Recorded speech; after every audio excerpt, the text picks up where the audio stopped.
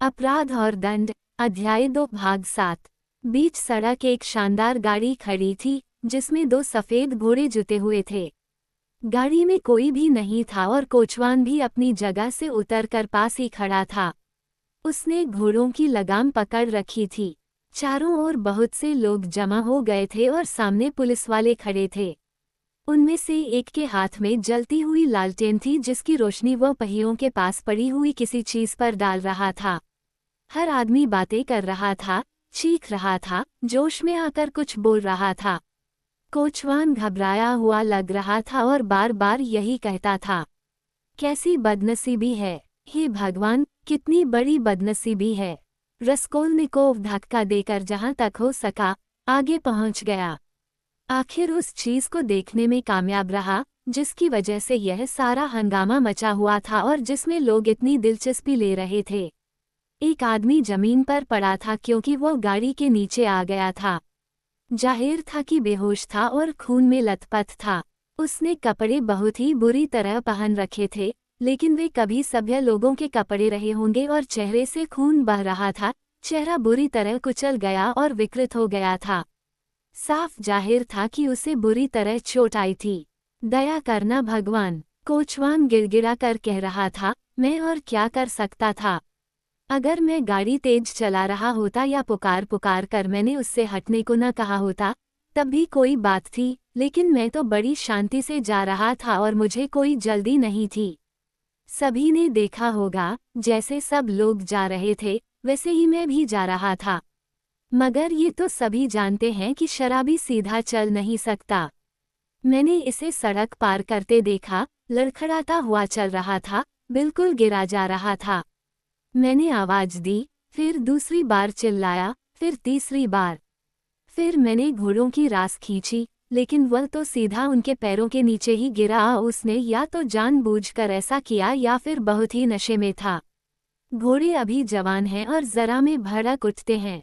वे चौंके, वो चीखा, फिर इस पर घोड़े और भी भड़के। बस यही है सारी कहानी। एकदम यही बात थी। भीड़ में से एक आवाज ने उसकी बात की तायद की। चिल्लाया तो था, ये बात सच है। 3 बार चिल्लाया था। एक और आवाज ने ऐलान किया। 3 बार चिल्लाया, हम सबने सुना। एक तीसरा आदमी और भी जोर से बोला। लेकिन कोचवान बहुत परेशान और डरा हुआ नहीं था। साफ दिखाई दे रहा था कि गाड़ी किसी रईस की थी जो कहीं उसकी राह देख रहा होगा। जाहिर है पुलिस भी उसकी इस व्यवस्था में खलल डालना नहीं चाहती थी। उसे बस घायल आदमी को थाने और फिर अस्पताल ले जाना था। किसी को उसका नाम तक नहीं मालूम था। इसी बीच रस्कोल्निकोव भीड़ में घुस चुका था और झुककर उस आदमी को पास से देख रहा था। लालटेन की रोशनी अचानक उस अभागे आदमी के चेहरे पर पड़ी। रस्कोल्निकोव ने उसे पहचान लिया। मैं इसे जानता हूँ, मैं इसे जानता हूँ, वह धक्का देकर आगे आते हुए चीखा। सरकारी क्लर्क था, नौकरी से रिटायर हो चुका है, मामेलादोव नाम है। यहाँ पास ही कोजेल के मकान में रहता है। जल्दी से डॉक्टर बुलाओ, पैसे मैं दूंगा, लो, ये देखो। ये कहकर उसने पुलिस वाले को जेब से पैसे निकाल कर दिखाए। वह बेहद उत्तेजित था। पुलिस को खुशी थी कि चलो, मालूम तो हो गया कि वह आदमी है कौन। रस्कोल्निकोव ने अपना नाम पता बताया और पुलिस वालों से बेहोश मामेलादोव को फौरन उसके घर पहुंचाने के लिए ऐसा बेचैन होकर कहने लगा जैसे उसका अपना बाप घायल हुआ हो। यही है, 3 घर छोड़कर, उसने बड़ी उत्तेजना में कहा। घर एक बहुत अमीर जर्मन का है, कोजेल का। यकीनन शराब पिए हुए घर जा रहा था। मैं इसे जानता हूँ, बेहद शराब पीता है। परिवार के साथ रहता है, बीवी है, बच्चे हैं, उसकी एक बेटी भी है। अस्पताल ले जाने में तो बड़ा वक्त लगेगा, पर उस मकान में कोई डॉक्टर जरूर होगा।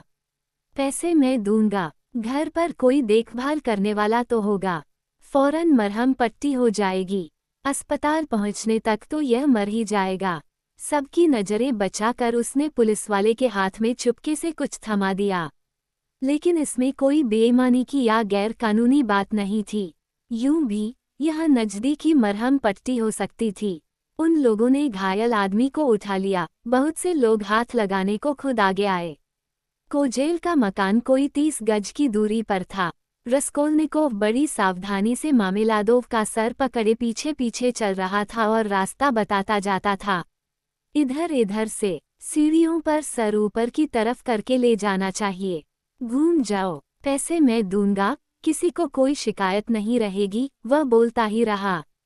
कतेरीना इवानोवना ने सीने पर हाथ बांधे अपने आप से बातें करते और खांसते हुए उस छोटे से कमरे की खिड़की और आतिशदान के बीच टहलना अभी शुरू ही किया था।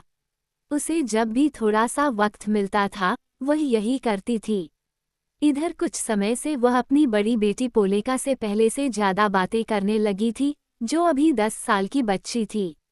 हालांकि बहुत सी बातें ऐसी थीं जो उसकी समझ में नहीं आती थी, लेकिन वह इतना अच्छी तरह समझती थी कि उसकी माँ को उसकी जरूरत है। इसलिए वह अपनी बड़ी बड़ी सयानी आंखों से हमेशा अपनी माँ को देखती रहती थी और यह जताने की पूरी कोशिश करती थी कि वह सब कुछ समझ रही है। इस वक्त पोलेका अपने छोटे भाई के कपड़े उतार रही थी, जिसकी तबीयत दिन भर बिगड़ी हुई रही थी और वह अभी सोने जा रहा था। लड़का इसी का इंतजार कर रहा था कि उसकी बहन आकर उसकी कमीज उतारे, जो रात को धोई जाने वाली थी। वो हिले डुले बिना कुर्सी पर सीधा तना हुआ बैठा था। उसका चेहरा गंभीर था और वह एक शब्द भी नहीं बोल रहा था। उसने अपनी टांगें सामने की तरफ फैला रखी थीं, एड़ियां जुड़ी हुई और अंगूठे एक दूसरे से दूर। माँ उसकी बहन से जो कुछ कह रही थी, उसे वो होठ बाहर की ओर निकाले हुए और आंखें फाड़े हुए चुपचाप सुन रहा था, जिस तरह सभी अच्छे बच्चों को सोने से पहले कपड़े उतरवाते वक्त बैठना पड़ता है। एक छोटी बच्ची, जो उससे भी छोटी थी, चिथड़ों में लिपटी और ओठ के पास खड़ी अपनी बारी आने की राह देख रही थी। सीढ़ियों की ओर जाने वाला दरवाजा खुला था ताकि उन्हें तंबाकू के धुएं के उन बादलों से कुछ राहत मिल सके, जो दूसरे कमरों से तैरकर उनके कमरे की ओर आते थे और जिनकी वजह से तपेदिक की मारी औरत को खांसी के भयानक दौरे पड़ने लगते थे। लगता था पिछले एक हफ्ते के दौरान कतेरीना इवानोवना और भी दुबली हो गई थी। उसके गालों की तमतमाहट में पहले से भी ज्यादा चमक पैदा हो गई थी। तुम्हें यकीन नहीं होगा पोलेका, तुम सोच भी नहीं सकती हो, वो कमरे में टहल टहल कर कह रही थी, कि तुम्हारे नाना के घर हम लोग कितने ऐश में, कितने खुश रहते थे और किस तरह इस शराबी ने मुझे तबाह कर दिया है और तुम सबको तबाह करेगा। मेरे पापा एक सिविल कर्नल थे, गवर्नर से एक ही ओहदा नीचे। बस एक सीढ़ी और चढ़ते तो गवर्नर हो जाते। इसलिए जो भी उनसे मिलने आता, यही कहता, हम तो, इवान मिखाइलोविच, आप ही को अपना गवर्नर समझते हैं। मैं जब, वह जोर से खांसी, लानत है इस जिंदगी पर, वो खखारते हुए, हाथ से अपना सीना दबाते हुए चीखी, मैं जब आखिरी नाच में, मार्शल साहब के यहाँ, जब राजकुमारी बेज्जमिलनी ने मुझे देखा जब तुम्हारे पापा के साथ मेरी शादी हुई थी पोलेका, तब उन्होंने ही हमें आशीर्वाद दिया था, तो उन्होंने फौरन पूछा था, ये सुंदर लड़की वही है न जिसने सत्र की पढ़ाई के खत्म होने के वक्त शाल वाला नाच दिखाया था, वो जहाँ फट गई है उसे ठीक कर लेना, जैसे मैंने बताया था वैसे ही सुई लेकर रफू कर लेना, नहीं तो कल वह उस छेद को और बड़ा कर देगा। उसने खांस खांस कर बड़ी मुश्किल से कहा। राजकुमार शेचेगोल्स्कोया, जो बादशाह के रनिवास में बहुत ऊंचे पद पर थे, उन्हीं दिनों पीटर्सबर्ग से आए थे। वह मेरे साथ माजूरका नाचे और अगले ही दिन वह मुझसे शादी करने का पैगाम देना चाहते थे, लेकिन उन्हें प्रशंसा भरी भाषा में धन्यवाद दिया और बताया कि मैं अपना दिल बहुत पहले किसी और को दे चुकी हूँ। वह कोई और तुम्हारे पापा ही थे, पोलिया, तुम्हारे नाना बेहद नाराज हुए थे। पानी गर्म हुआ, अपनी कमीज और मोजे मुझे देना। लीदा, उसने सबसे छोटी बच्ची से कहा, आज रात तुम बिना कुर्ती के काम चला लो, और साथ ही अपने मोजे भी रख देना। दोनों चीजें एक साथ धो दूंगी। वह आवारा शराबी भला अटक कहाँ गया, कमीज पहन पहन कर इतनी मैली कर ली है कि डस्ट जैसा लगने लगी है। फाड़ कर एकदम चिथड़े चिथड़े कर डाला है। मैं सब एक साथ धो डालूंगी, ताकि लगातार 2 रात काम ना करना पड़े। हे भगवान, उसे अचानक खांसी आने लगी। फिर यह क्या हुआ, वो गलियारे में भीड़ को और कुछ लोगों को कोई बोझ उठाए अपने कमरे की तरफ आते देखकर चीखी। क्या है भला, क्या ला रहे हैं ये लोग? दया करना भगवान, कहाँ लिटाएं? जब बेहोश और खून से लथपथ मामेलादोव को अंदर लाया गया तो पुलिस वाले ने चारों ओर नजर डालकर पूछा, सोफे पर? सीधे ले जाकर सोफे पर लिटाओ, इधर सर करके, रस्कोल्निकोव ने इशारा करके बताया। सड़क पर गाड़ी से कुचल गया। शराब पिए हुए था। ड्योरी में से कोई चिल्लाया। कतेरीना इवानोवना सन और हांफती हुई खड़ी रही। उसका रंग सफ़ेद पड़ गया था और दम बुरी तरह फूल रहा था। बच्चे सहमे हुए थे। नन्ही लीदा चीख पड़ी और भागकर पोलेका से जाकर लिपट गई। वह थर-थर कांप रही थी। मामेलादोव को लिटाने के बाद रस्कोल्निकोव लपककर कतेरीना इवानोवना के पास पहुंचा। भगवान के लिए शांत रहो, डरो मत, उसने जल्दी जल्दी बोलते हुए कहा। सड़क पार कर रहा था, गाड़ी के नीचे आ गया। घबराओ मत, अभी होश में आ जाएगा। इन लोगों से यहाँ लाने को मैंने ही कहा था। मैं यहाँ पहले आ चुका हूँ, याद है न? अभी होश में आ जाएगा। पैसे मैं दूंगा। बस यही होने को रह गया था। कतेरीना इवानोवना निराशा में डूबी हुई चीखकर अपने पति की ओर भागी। रस्कोल्निकोव के ध्यान में फौरन ये बात आई कि वह उन औरतों में से नहीं थी जो बहुत जल्द बेहोश हो जाती हैं। उसने अपने अभागे पति के सर के नीचे तकिया रख दिया जिसका किसी को ध्यान भी नहीं आया था। उसके कपड़े उतारने लगी और अच्छी तरह देखभाल करने लगी। अपनी सुध बुध भूल कर भी उसने सब्र का दामन नहीं छोड़ा। अपने कांपते होठों को दांतों से दबाकर उसने अपनी उन चीखों को अंदर ही दबाए रखा जो किसी भी पल उसके सीने से फूट निकलने को बेकरार थीं। इस बीच रस्कोल्निकोव ने किसी को राजी करके डॉक्टर की तलाश में भेजा। पता चला कि एक मकान छोड़कर पास ही एक डॉक्टर रहता था। मैंने डॉक्टर को बुलवाया है, वह कतेरीना इवानोवना को तसल्ली देता रहा। घबराओ नहीं, पैसे मैं दूंगा। थोड़ा सा पानी होगा, कोई रुमाल या तौलिया भी दो, जो भी मिल जाए। जल्दी से, चोट लगी है लेकिन मरा नहीं है। मेरी बात मानो। देखें डॉक्टर क्या कहता है। कतेरीना इवानोवना भागकर खिड़की के पास गई। कोने में एक टूटी कुर्सी पर मिट्टी की बड़ी सी नांद में पानी भरा रखा था। इसी पानी से वह रात को अपने पति और बच्चों के कपड़े धोती। कतेरीना इवानोवना हफ्ते में कम से कम 2 बार रात को कपड़े धोती थी। परिवार की हालत ऐसी हो गई थी कि किसी के पास बदलने को दूसरा जोड़ा नहीं था और कतेरीना इवानोवना गंदगी बर्दाश्त नहीं कर सकती थी। घर में उससे गंदगी नहीं देखी जाती थी। रात को जब सब लोग सो जाते थे तब अपने बूते से ज्यादा काम करना उसे मंजूर था ताकि कपड़े धोकर रात को फैला दे तो सवेरे तक वे सूख जाएं। रस्कोल्निकोव के पानी मांगने पर उसने नांद तो उठा ली लेकिन उसके बोझ से गिरते गिरते बची। रस्कोल्निकोव इसी बीच कहीं से तौलिया ढूंढ लाया था। उसे भिगोकर वह मामेलादोव के चेहरे से खून पोंछने लगा। कतेरीना इवानोवना हाथों से अपना सीना दबाए पास ही खड़ी रही। उसे सांस लेने में कष्ट हो रहा था और उसकी हालत खुद ही ऐसी थी कि कोई उसकी देखभाल करे। रस्कोल्निकोव को महसूस होने लगा था कि घायल को यहाँ लाकर उसने शायद गलती की है।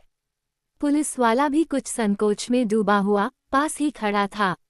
पोलिया, कतेरीना इवानोवना ने पुकारा, जल्दी से सोनिया के पास जाओ।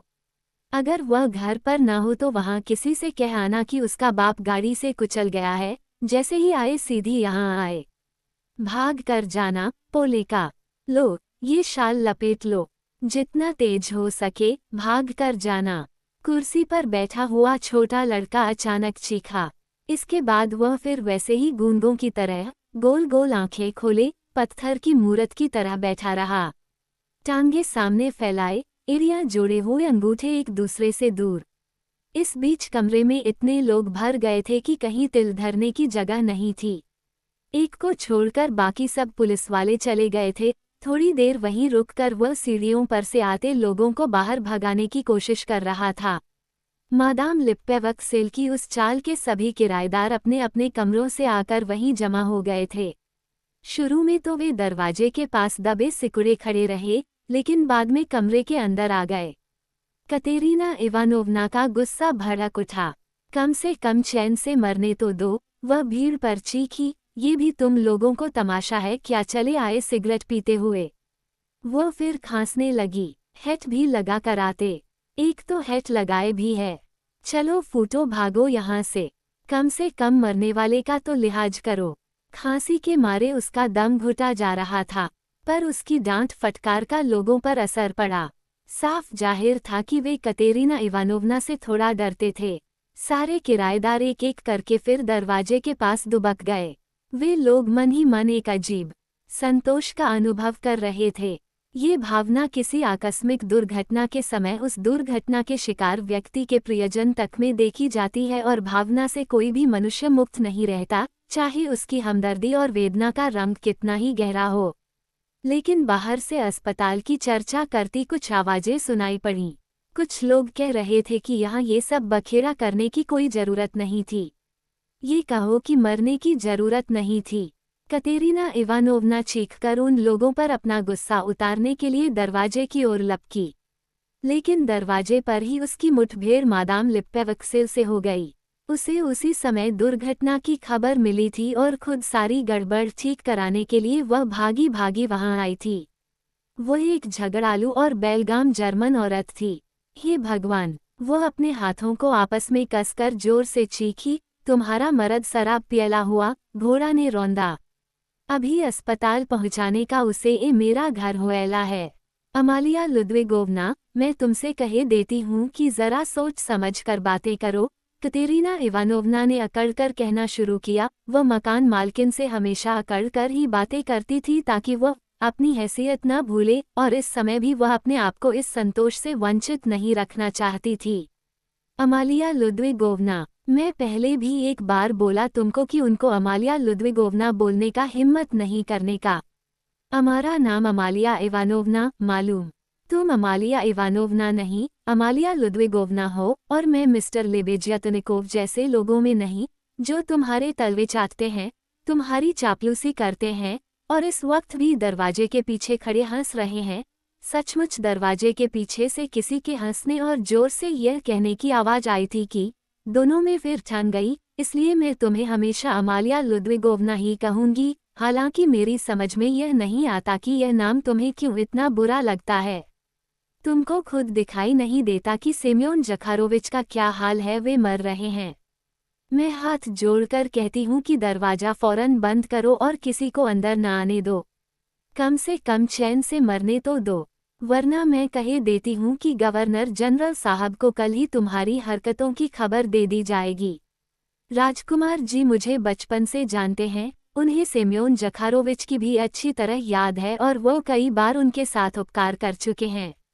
सभी जानते हैं कि सेम्योन जखारोविच के बहुत से दोस्त और धनी मानी लोग ऐसे हैं जिनसे उन्होंने अपनी इस कमबख्त कमजोरी को समझते हुए अपनी मान मर्यादा और अपने अभिमान की वजह से खुद ही मिलना जुलना छोड़ दिया था। लेकिन अब उसने रस्कोल्निकोव की तरफ इशारा किया। एक परोपकारी नौजवान हमारी मदद को आया है, जो पैसे वाला है, जिसकी दूर दूर तक पहुंच है और जिसे सेम्योन जखारोविच बचपन से जानते हैं। तुम यकीन जानो अमालिया लुद्विगोवना, ये सारी बातें उसने बेहद तेजी से कहीं, और जैसे जैसे वह बोलती गई उसकी रफ्तार भी बढ़ती गई। लेकिन अचानक खांसी उठ जाने पर कतेरीना इवानोवना का भाषण खत्म हो गया। उसी पल मरने वाले को होश आ गया और वह जोर से कराहा। वह भागकर पास गई।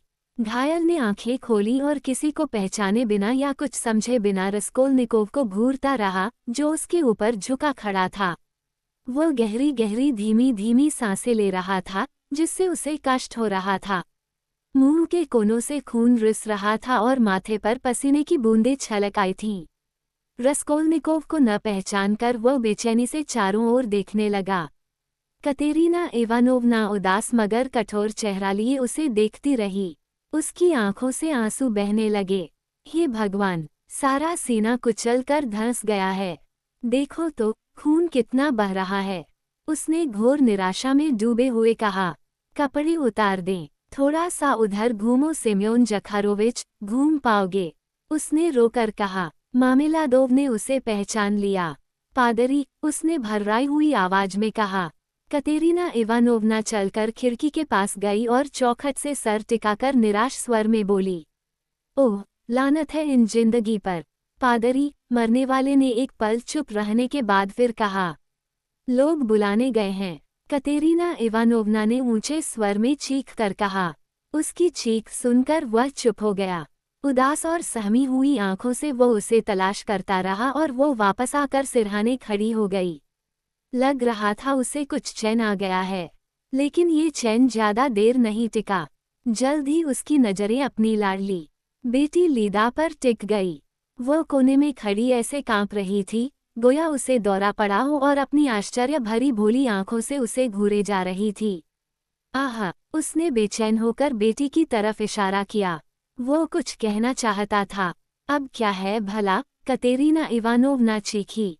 नंगे पांव, नंगे पांव। वहशी नजरों से बच्ची के नंगे पांवों की ओर इशारा करके वह बुदबुदाया। चुप रहो, कतेरीना इवानोवना चिढ़कर जोर से बोली, जानते तो हो न कि वह नंगे पांव क्यों है। शुक्र है, डॉक्टर तो आया, रस्कोल्निकोव ने राहत की सांस लेकर कहा। डॉक्टर चारों ओर संदेह भरी नजरों से देखता हुआ अंदर आया। वह छोटे कद का एक साफ सुथरा, बूढ़ा जर्मन था। उसने घायल के पास जाकर उसकी नब्ज देखी, सावधानी से उसके सर को टटोला और कतेरीना इवानोवना की मदद से उसकी खून में सनी कमीज के बटन खोलकर घायल का सीना खोला।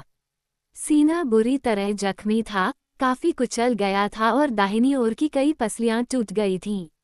बाईं ओर दिल के ठीक ऊपर एक बड़ा सा, पीलापन लिए हुए काले रंग का डरावना निशान था, घोड़े की टाप की ठोकर का निशान। डॉक्टर ने भौहें सिकोड़ कर देखा। पुलिस वाले ने बताया कि वह पहिए में फंस गया था और सड़क पर कोई 30 गज तक उसके साथ घिसटता चला गया था। कमाल है कि फिर भी होश आ गया, डॉक्टर ने धीरे से रस्कोल्निकोव के कान में कहा। आपका क्या ख्याल है? उसने पूछा। मर जाएगा, लग रहा है, कोई उम्मीद नहीं। जरा भी नहीं, आखिरी सांसें हैं। सर में भी बुरी तरह चोट आई है। अगर चाहो तो थोड़ा सा खून निकाल दूं, लेकिन फायदा कोई नहीं होगा। अगले 5-10 मिनट में ही टपक जाएगा। खून कुछ निकाल ही दीजिए। निकाल सकता हूँ, लेकिन मैं पहले ही बताए देता हूँ कि बेकार होगा। उसी पल कुछ और कदमों की आहट सुनाई पड़ी। ड्योढ़ी में खड़ी भीड़ ने रास्ता दिया और एक नाटा सा, सफेद बालों वाला बूढ़ा पादरी अंतिम संस्कार का सारा सामान लिए हुए दरवाजे पर आया।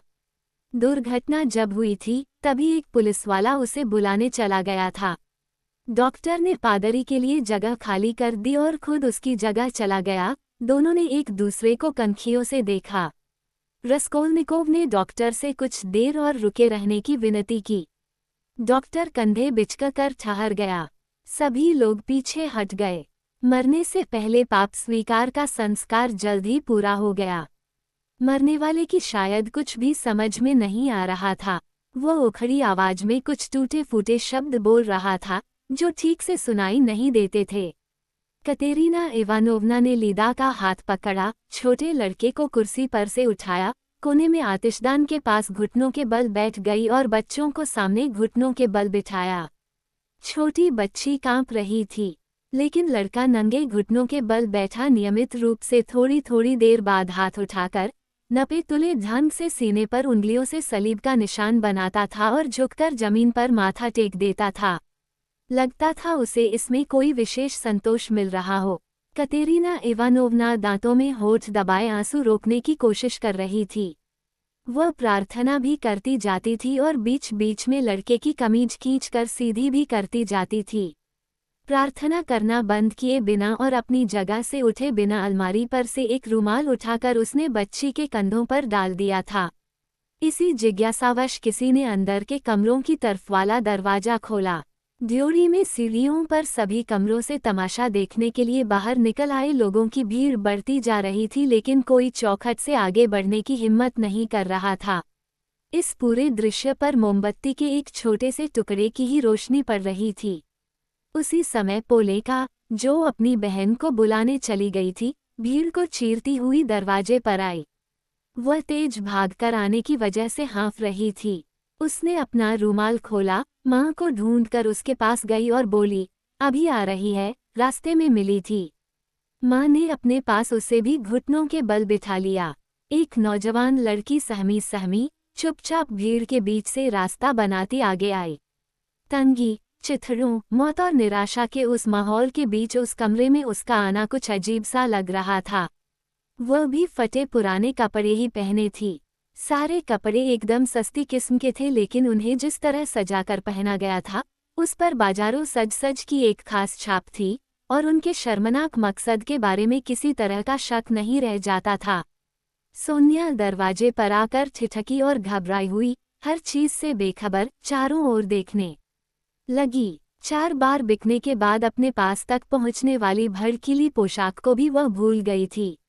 उस पोशाक का जमीन पर झाड़ू लगाता हुआ पिछवाला लंबा हिस्सा, उसका कल्फ लगा हुआ घेरदार साया जिससे पूरा दरवाजा भर गया था, उसके हल्के रंग के जूते, और वह छतरी जिसे वह अपने साथ लाई थी, जिसकी रात को कोई जरूरत नहीं थी, और तिनके की वही बेडोल गोल टोपी जिसमें गहरे नारंगी रंग का एक पंख लगा हुआ था, सब कुछ यहाँ एकदम बेतुका लग रहा था।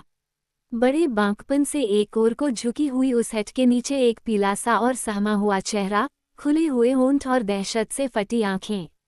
सोनिया 18 साल की दुबली पतली छोटी सी लड़की थी। सुनहरे बाल, सलोनी शक्ल और बड़ी बड़ी नीली आंखें। उसने बड़े गौर से बिस्तर की ओर और फिर पादरी की ओर देखा। वह भी भागकर आने की वजह से हाँफ रही थी। आखिरकार उसने कुछ कानाफूसी सुनी, शायद भीड़ में लोग कुछ कह रहे थे।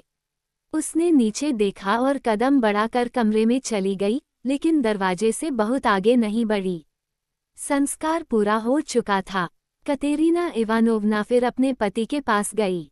पादरी पीछे हटा और कतेरीना इवानोवना से उपदेश और सांत्वना के कुछ शब्द कहने के लिए मुड़ा। इनका क्या करूं मैं? वो बच्चों की ओर इशारा करके चिढ़कर बीच में ही कठोर स्वर में बोली। ईश्वर बड़ा दयालु है, उस परमपिता का आसरा लो, पादरी ने कहना शुरू किया। होगा दयालु, लेकिन हमारे लिए नहीं है। ऐसा कहना पाप है मादाम, महापाप, पादरी ने सर हिलाते हुए अपना मत व्यक्त किया। और यह पाप नहीं है, कतेरीना इवानोवना ने मरने वाले की ओर इशारा करके कहा। जिन लोगों से अनजाने में ये दुर्घटना हुई है वे शायद तुम्हें हर्जाना देने को राजी हो जाएंगे, कम से कम इसकी कमाई का सहारा न रह जाने का हर्जाना तो देंगे ही। मेरी बात आप समझे नहीं? कतेरीना इवानोवना गुस्से से हाथ हिलाते हुए जोर से चीखी। मुझे किस बात का हर्जाना देंगे? शराब इसने पी रखी थी और खुद घोड़ों के नीचे आ गया। कहाँ की कमाई और कैसी कमाई, हमें इसने मुसीबतों के अलावा कभी और कुछ तो दिया नहीं। सब कुछ पी गया ये शराबी। पीने की खातिर हमारी चीजें चुरा चुरा कर हमें कंगाल कर गया। शराब के पीछे इनकी भी जिंदगी बर्बाद कर दी और मेरी भी। भगवान का शुक्र है कि अब मर रहा है। एक खाने वाला तो कम होगा। मरने वाले को क्षमा कर देना चाहिए मादाम। ऐसा कहना पाप है मादाम, मन में लाना भी पाप है। कतेरीना इवानोवना मरने वाले में व्यस्त रही। कभी उसे पानी पिलाती, कभी उसके माथे से पसीना और खून पोंछती और कभी उसका तकिया सीधा करती। बीच बीच में कभी कभार उसे पादरी से कुछ कहने के लिए एक पल का समय मिल जाता। अब वो बिफर कर पागलों की तरह उस पर बरस पड़ी। ये सब कोरी बातें हैं फादर, क्षमा। अगर गाड़ी से कुचल न जाता तो आज ये शराब के नशे में धुताता, उसकी अकेली कमीज मैली होती और फटकर तार तार हो चुकी होती। वो तो आकर काठ के कुंदे की तरह पड़ जाता और मैं भोर तक बैठी फींचती रहती, इसके चिथड़े धोती, बच्चों के चिथड़े धोती, उन्हें सूखने के लिए खिड़की के बाहर लटका देती और फिर सूरज निकलते ही गूदड़ गांठने बैठ जाती। मेरी हर रात इसी तरह कटती है। क्षमा की बातें करने से क्या फायदा फादर? क्षमा तो मैं यो भी कर चुकी हूँ। भयानक सूखी खांसी आने की वजह से उसकी बात अधूरी रह गई। उसने अपना रूमाल होठों से लगाकर पादरी को दिखाया और दूसरे हाथ से अपना दुखता हुआ सीना दबाए रही। रूमाल खून में सना हुआ था। पादरी सर झुकाए चुपचाप खड़ा रहा। मामिलादोव आखिरी पल की तकलीफों से छटपटा रहा था। वह अपनी नजरें कतेरीना इवानोवना के चेहरे पर जमाए हुए था जो फिर उसके ऊपर झुकी खड़ी थी। वह बराबर उससे कुछ कहने की कोशिश करता आ रहा था। अब मुश्किल से वह अपनी जबान हिलाने लगा और अस्फुट स्वर में कुछ शब्द कहने लगा, लेकिन कतेरीना इवानोवना ने ये समझकर कि वो उससे साफ कर देने को कह रहा है, झिड़क कर कहा, चुप रहो। कोई जरूरत नहीं है। मैं जानती हूँ तुम क्या कहना चाहते हो। बीमार चुप हो गया, लेकिन उसी पल उसकी भटकती हुई आंखें दरवाजे की ओर घूम गईं और उसने सोनिया को देखा। इससे पहले तक उसे उसने नहीं देखा था, क्योंकि वह एक कोने में आड़ में खड़ी थी। वह कौन है? कौन है वहाँ? अचानक उसने बेचैन होकर दरवाजे की ओर अपनी भयभीत आंखें घुमाईं, जहाँ उसकी बेटी खड़ी थी। भारी उखड़ी उखड़ी आवाज में कुछ कहा और उठकर बैठने की कोशिश की। लेटे रहो, कैटरीना इवानोवना जोर से चिल्लाई, पर वह जोर लगाकर किसी तरह कुहनी के बल थोड़ा सा उठने में सफल हो गया। कुछ देर तक वह पागलों की तरह नजरें गड़ाए अपनी बेटी को देखता, गोया उसे पहचान न पा रहा हो। उसने उसे ऐसी पोशाक पहने पहले कभी नहीं देखा था। अचानक उसने अपनी बेटी को पहचाना।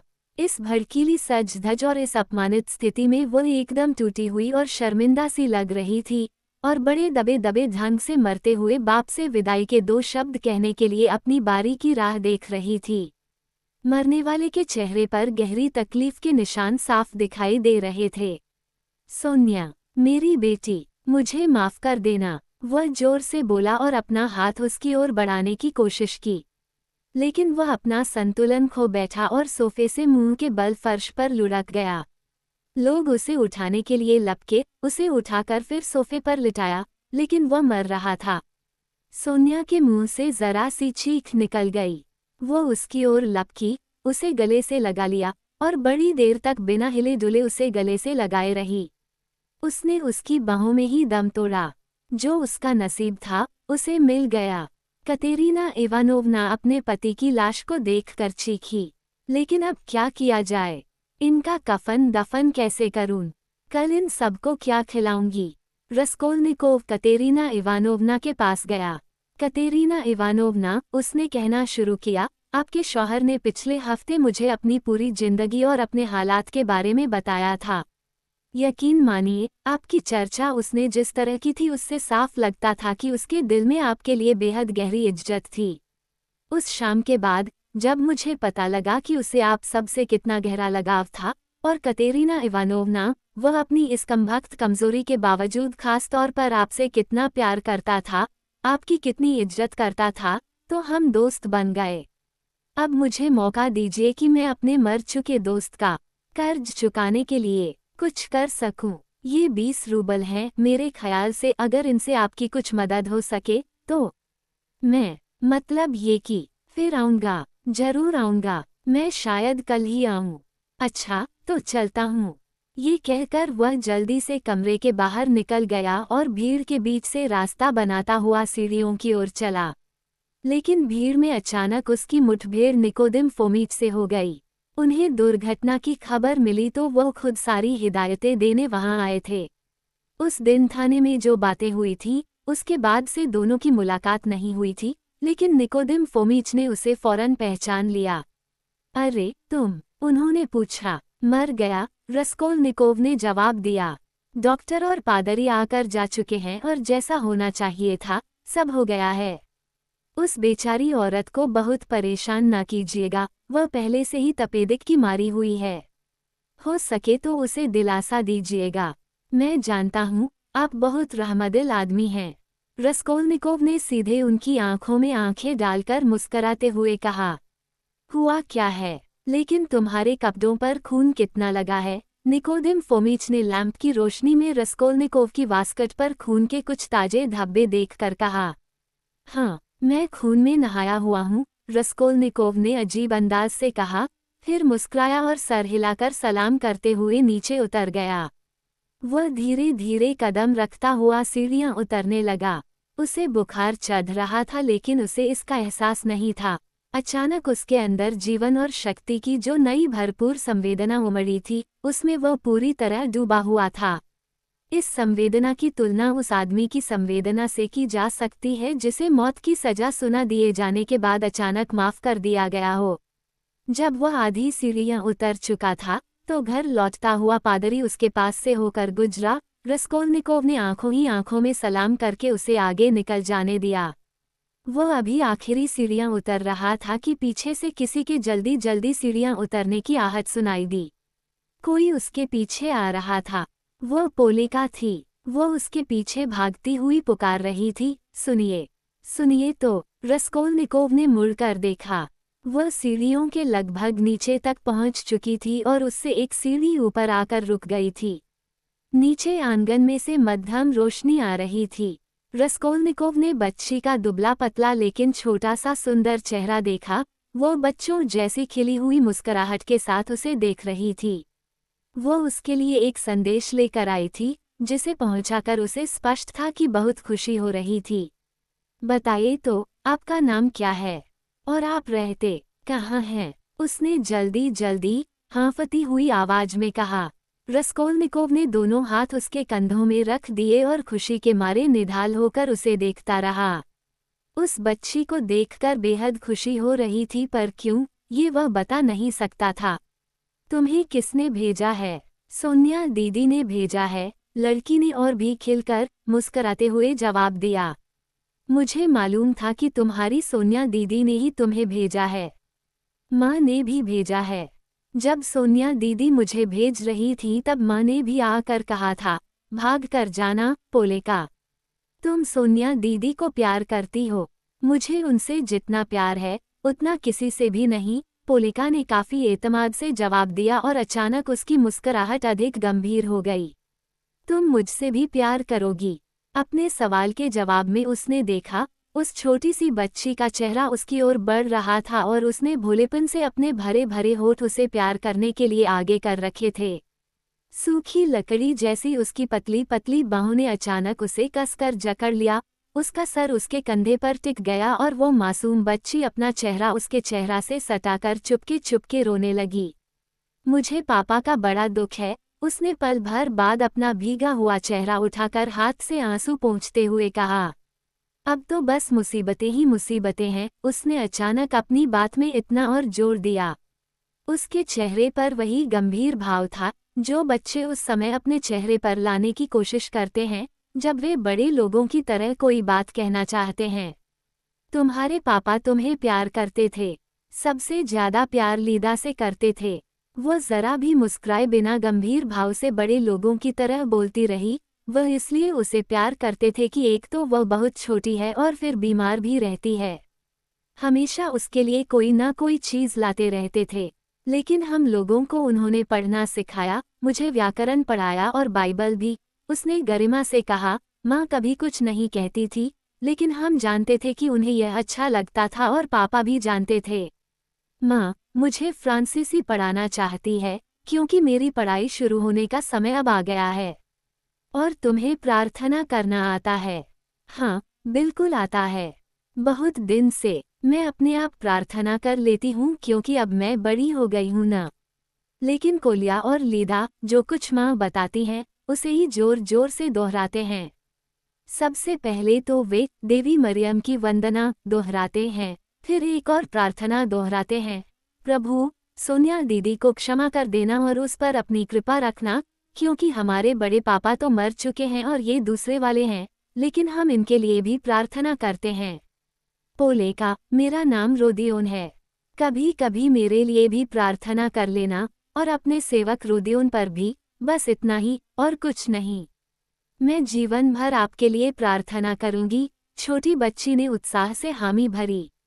अचानक वह फिर मुस्कुराकर उसकी ओर लपकी और तपाक से एक बार फिर उससे चिपट गई।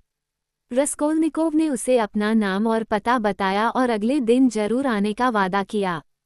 बच्ची उस पर बिल्कुल मुग्ध होकर चली गई। जब वह बाहर सड़क पर आया, उस समय 10 बज चुके थे।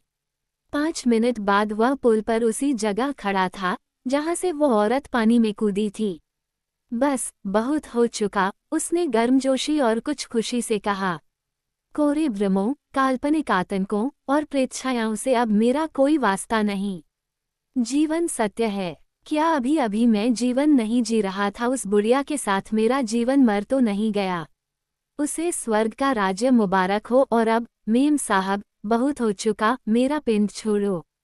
अब राज विवेक और प्रकाश का होगा, और संकल्प की दृढ़ता का और शक्ति का। अब हम देख लेंगे, अब हम अपनी ताकत आजमाएंगे। उसने विद्रोह की भावना से कहा, गोया अंधकार की किसी शक्ति को चुनौती दे रहा हो, और मैं तो गज भर जमीन के टुकड़े को स्वीकार करने पर भी तैयार था। अभी मैं बहुत ही कमजोर हूँ, लेकिन मैं समझता हूँ मेरी बीमारी दूर हो चुकी। मैं जानता था कि बाहर निकलूंगा तो मेरी बीमारी दूर हो जाएगी। अरे हाँ, याद आया, पोचिकोव का मकान तो यहाँ से कुछ ही कदम पर है। अगर इतना पास न भी होता तो भी रजुमिखिन के पास तो मुझे जाना ही है। उसे शर्त जीत लेने दो, उसे भी कुछ संतोष मिले कोई बात नहीं। हम शक्ति ही तो चाहते हैं, इसके बिना कुछ मिल भी नहीं सकता, पर शक्ति तो शक्ति के बल पर ही पाई जाती है, यही बात तो कोई जानता नहीं। उसने बड़े गर्व और आत्मविश्वास के साथ अपने विचारों का क्रम आगे बढ़ाते हुए कहा और कमजोर पड़ते कदमों को बढ़ाता हुआ पुल से आगे चल पड़ा। उसके अंदर गर्व और आत्मविश्वास की भावना लगातार सबल होती जा रही थी। हर पल वह बिल्कुल दूसरा आदमी बनता जा रहा था। उसमें ये क्रांति किस चीज ने पैदा की थी, यह बात वह स्वयं भी नहीं जानता था। उस डूबते हुए आदमी की तरह जो तिनके का सहारा लेना चाहता है, उसने यकायक अनुभव किया कि वह भी जीवित रह सकता है, कि अब भी उसके लिए जीवन बाकी है, कि उसका जीवन उस बुढ़िया के साथ ही नहीं मर गया। अपने निष्कर्षों पर पहुंचने में शायद वह जल्दबाजी कर रहा था, लेकिन उसने इस बारे में सोचा भी नहीं। लेकिन मैंने उससे अपनी प्रार्थना में अपने सेवक रोदियोन को याद रखने को कहा था। अचानक उसे यह विचार खटका। खैर, वह तो मौके की बात थी, उसने तर्क करते हुए कहा और उसे अपनी इस बचकाना दलील पर खुद हंसी आ गई। उसका दिल बल्लियों उछल रहा था। उसे रजुमिखिन का ठिकाना आसानी से मिल गया। पोचिकोव के घर में लोग इस नए किराएदार को जानते थे और दरबान ने उसे फौरन रास्ता बता दिया। आधी सीढ़ियां चढ़ने पर उसे लोगों के बहुत बड़े जमघटे के शोर और जोश में आकर बातें करने की आवाजें सुनाई पड़ीं। सीढ़ियों की तरफ का दरवाजा पूरा खुला हुआ था, उसे लोगों की चिल्लाहट और बहस सुनाई दे रही थी। रजुमिखिन का कमरा काफी बड़ा था, वहां 15 लोग जमा थे। रस्कोल्निकोव ड्योरी में ही रुक गया, जहां मकान मालकिन की 2 नौकरानियां एक ओट के पीछे 2 समोवार, बोतलें, प्लेटें और मकान मालकिन की रसोई से लाए गए पकवानों की तश्तरियां रखकर अपने काम में व्यस्त थीं। रस्कोल्निकोव ने रजुमिखिन को बाहर बुलवाया। वो खुश होकर भागा हुआ आया। पहली ही नज़र में यह बात साफ नजर आती थी कि उसने बहुत पी रखी है। यूं तो रजुमिखिन कितना भी पी लेता, उसे नशा ज्यादा चढ़ता नहीं था, लेकिन इस बार उसका असर साफ दिखाई दे रहा था। सुनो, रस्कोल्निकोव ने जल्दी से कहा, मैं तुमसे बस ये कहने आया हूँ कि तुम अपनी शर्त जीत चुके और यह कि कोई भी ये नहीं कह सकता कि उसे कब क्या हो जाएगा। मैं अंदर नहीं आऊँगा, इतनी कमजोरी महसूस कर रहा हूँ कि फौरन बेहोश होकर गिर पड़ूंगा। इसलिए सलाम भी और अलविदा भी कल आकर मिलना। हालांकि एक बात कहूँ, मैं तुम्हें घर पहुँचाए आता हूँ। जब तुम खुद कह रहे हो कि तुम कमजोरी महसूस कर रहे हो तो सचमुच तुम। पर तुम्हारे मेहमान, वह घुंघराले बालों वाला कौन था जो अभी बाहर झांक रहा था? वह न जाने कौन है। मेरे ख्याल में चाचा का कोई जानने वाला है, या शायद बिना बुलाए आ गया हो। मैं चाचा को उन लोगों के पास छोड़ जाऊंगा। बहुत ही हीरा आदमी है, पर अफसोस कि मैं तुम्हें इस वक्त उनसे नहीं मिला सकता। लेकिन अभी तो उन सब को गोली मारो। कोई मेरे मौजूद न होने की तरफ ध्यान भी नहीं देगा और मुझे थोड़ी ताज़ा हवा भी चाहिए, सो तुम बिल्कुल ठीक वक्त पर आए। और 2 मिनट बाद आते तो हाथापाई हो जाती। ऐसी बेसर पैर की उड़ा रहे हैं वे लोग। तुम सोच भी नहीं सकते कि लोग कैसी कैसी बातें कर सकते हैं। पर सोच क्यों नहीं सकते? क्या हम लोग खुद बकवास नहीं करते तो करने दो बकवास। इसी तरह तो आदमी बकवास करना सीखता है न। पल भर ठहरो, मैं जोसिमोव को बुलाए लाता हूँ। जोसिमोव नदीदों की तरह रस्कोल्निकोव पर टूट पड़ा। वो उसमें खास दिलचस्पी दिखा रहा था और थोड़ी ही देर में उसका चेहरा खिल उठा। तुम फौरन जाकर सो जाओ, उसने बीमार को जितनी भी अच्छी तरह हो सका देखने के बाद अपना फैसला सुनाया, और रात के लिए कुछ लेते जाओ। ले जाओगे न? कुछ देर पहले ही मैंने तैयार करके रख ली थी। एक पुड़िया है, बुरा न लगे तो 2 दे दो, रस्कोल्निकोव ने जवाब दिया। उसने पुड़िया फौरन खा ली। अच्छा ही है कि इसे घर पहुंचाने तुम जा रहे हो, जोसिमोव ने रजुमिखिन से कहा। देखे कल कैसी रहती है तबीयत, आज तो बिल्कुल ठीक लग रहा है। शाम से तो काफी फर्क है। खैर, हम जीते हैं और कुछ सीखते हैं। जानते हो, जब हम बाहर आ रहे थे तो जोसिमोव ने मेरे कान में क्या कहा? सड़क पर पहुंचते ही रजुमिखिन से कहे बिना रहा नहीं गया। मैं तुम्हें सारी बातें साफ साफ बताऊंगा भाई, क्योंकि वे लोग परले दर्जे के बेवकूफ़ हैं। जोसिमोव ने कहा था कि रास्ते में मैं तुमसे खुलकर बातें कर लूं, तुम्हें भी मुझसे खुलकर बातें करने दूं, और बाद में जाकर मैं उसे सारी बातें बताऊं, क्योंकि उसके दिमाग में ये खबत समा गया है कि तुम या तो पागल हो चुके हो या होने वाले हो। सोचो तो सही। पहली बात तो यह है कि तुम में कम से कम उसकी 3 गुनी अक्ल है। दूसरे ये कि अगर तुम पागल नहीं हो तो तुम्हें इसकी रत्ती भर परवाह नहीं करनी चाहिए कि इस तरह की बेसिर पैर की बात उसके दिमाग में है। और तीसरे, वह दुम्बा, जिसका खास काम चीर फाड़ करना है, दिमाग की बीमारियों के बारे में दीवाना हो गया है, और जिस चीज़ की वजह से वह तुम्हारे बारे में इस नतीजे पर पहुंचा, वह जमेतोव के साथ तुम्हारी आज की बातचीत थी। जमेतोव ने उसके बारे में तुम्हें सब कुछ बता दिया। हाँ, और उसने अच्छा ही किया।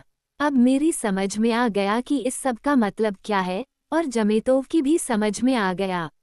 तो बात यह है रोदिया, असल बात यह है कि इस वक्त तो मैं थोड़ा नशे में हूँ, लेकिन वह कोई ऐसी बड़ी बात नहीं।